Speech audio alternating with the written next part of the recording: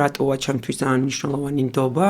იმიტომ რომ მგონია რომ ძალიან დიდ ენერგიას ზოგინებს გუნდს. თუ სიტყვების მიღმა, როცა გუნდის წევრები ერთმანეთში საუბრობენ და მე ვსაუბრობ, მათ შორის ისინი მე საუბრებიან, ჩვენ არ ვფიქრობთ რაღაც ქვედა აზრებზე და იმხელა ნდობის ველი გვაქვს შექმნილი გუნდის წევრებს, რომ ვიცით, რომ აი რაზეც ვლაპარაკობთ, იმაზე ვლაპარაკობთ, რა რაღაცა იმის იქეთ რაღაცა განზრახვები არ გაგვაჩნია. ეგრევე არის რაღაცა to the point რა საუბარი და რაღაცებზე არ ფიქრობს, რომ ეხა ეკამ რომ ეს მითხრა, ალბათ ეხა ამის უკან ამას ფიქრობს, იმიტომ რომ მართლა ძალიან პირდაპირ ადამიანი ვარ, აი მაგაში ენერგიას არ ვხარჯავ რა.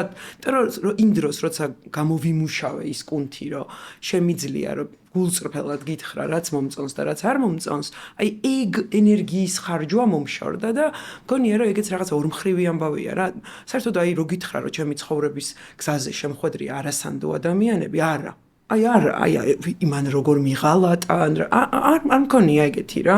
იმიტომ რომ რაღაცნაირად ეგ მგონია რომ იმის ამბავია რა, რომ რაღაცა სულ ეგეთ კარგ გუნდის წევრებში, მეგობრებში სადღაც მოვხვდი, რომ რაღაცა არავის ესე ჩემთვის რაღაცებს რო ყვებიან ხოლმე, აი დავფიქრებულ ვარ, მე ეგეთი არაფერი არ მქონია, მადლიერი ვარ ღმერთოც და იმ ადამიანებისაც, ვინც ცხოვრების გზაზე შემხვდა.